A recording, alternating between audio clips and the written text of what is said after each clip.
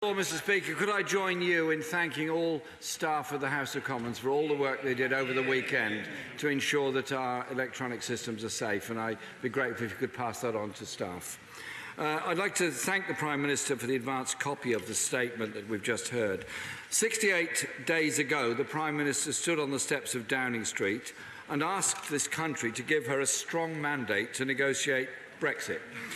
She offered little by way of strategy or plan, more hollow sound bites and grandstanding, and the past 6 months the Prime Minister has stuck to her mantra, no deal is better than a bad deal, and continued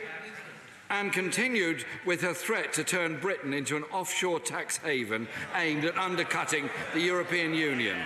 I know, it's what you said though. By ripping up regulation, hacking back public services and leading a race to the bottom in pay and conditions. Well, Mr. Speaker, the British people saw through that rhetoric, they saw through the threats, and instead of giving the Prime Minister the mandate she wanted, they rejected in large numbers the deregulated, low-wage future the Conservative Party has in mind for this country. That's right. She wanted a landslide and she lost her majority. Now her mandate is in tatters. But the Prime Minister still insists she's the best person to get a good deal for Britain. And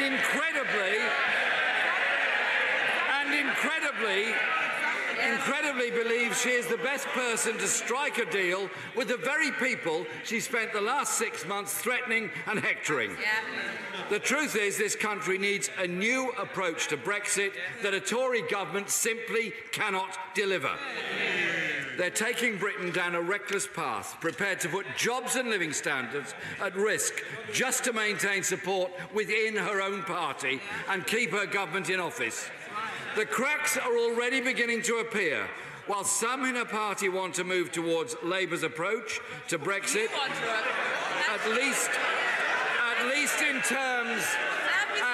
in terms of protecting jobs, trade and the economy, the hard right voices in her cabinet and on her backbenches are still determined to force Britain over a cliff edge. Yeah.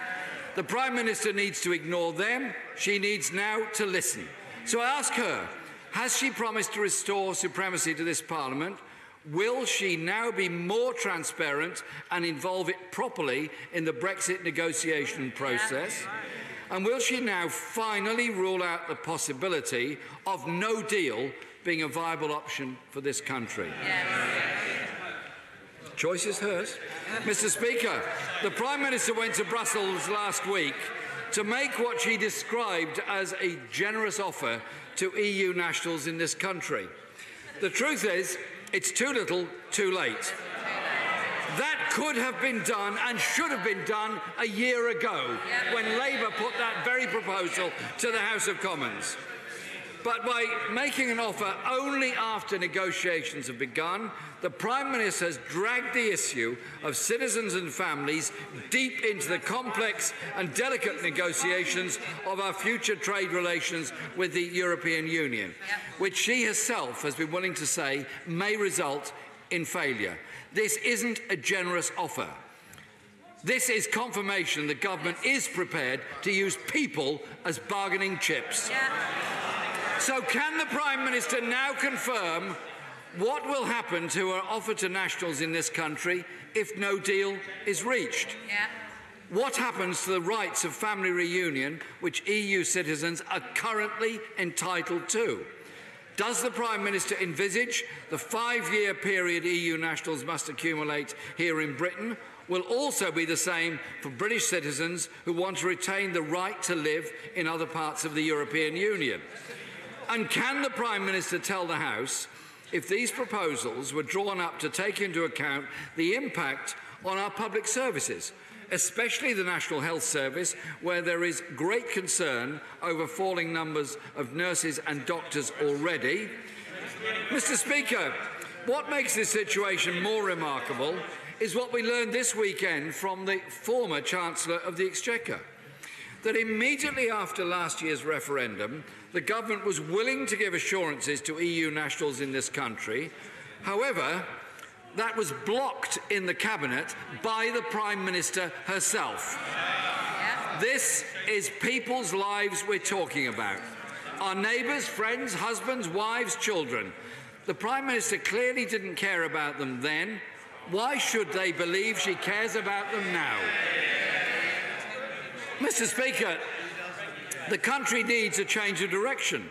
People are tired of tough talk from a weak government and a weak Prime Minister. The government needs to listen, put the national interest first and deliver a Brexit for the many, not the few, one that puts jobs, the economy and living standards first, by building a new partnership with the European Union on the basis of common interests and common values, one that protects living standards and promotes human rights through new trade deals throughout the world. That is what Labour would do. The Prime Minister has no mandate at home and no mandate abroad. Isn't it the case, Mr. Speaker, that it would only be a Labour government that works for the whole country that could deliver a Brexit that works for all and protects those jobs and living standards that are at risk while this government remains in office?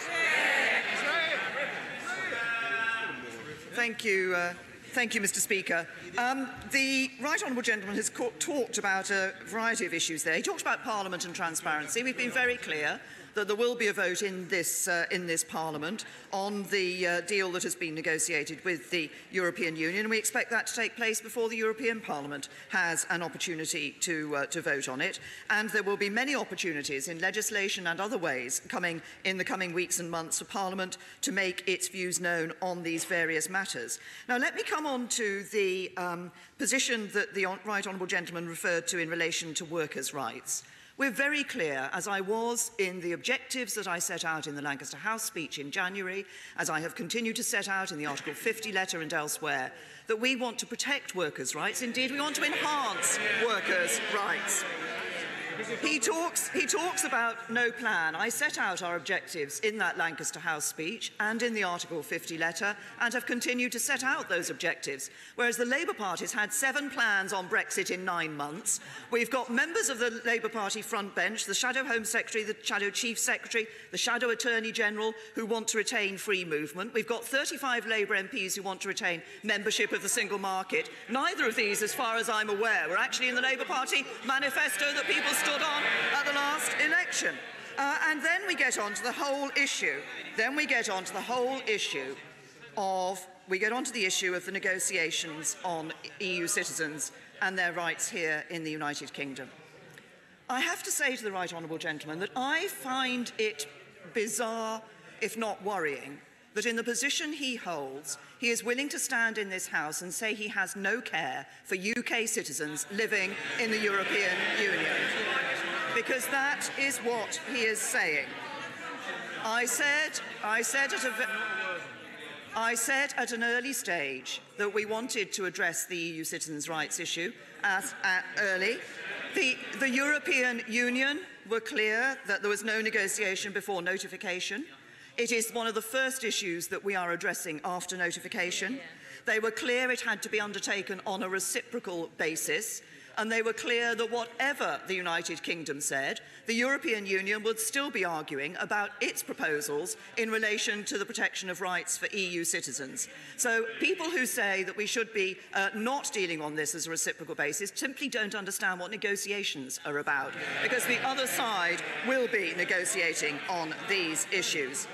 He talks about the issue of no deal or being better than a bad deal. I'll tell him what I worry about in terms of a bad deal. I worry about those who appear to suggest in Europe that we should be punished in some sense for leaving the European Union. And I worry about those here, and from what he says, I think the Leader of the Opposition is in this particular camp, who says we should take any deal, regardless of the bill and regardless of the circumstances. He would negotiate the worst deal with the biggest possible bill. And then finally, can I just say to the right honourable gentleman, he talks about wanting a future relationship based on a partnership of values, of shared values, with trade deals across the world. That's exactly what I said in my statement, so I suggest he starts supporting the government on its Brexit arrangements.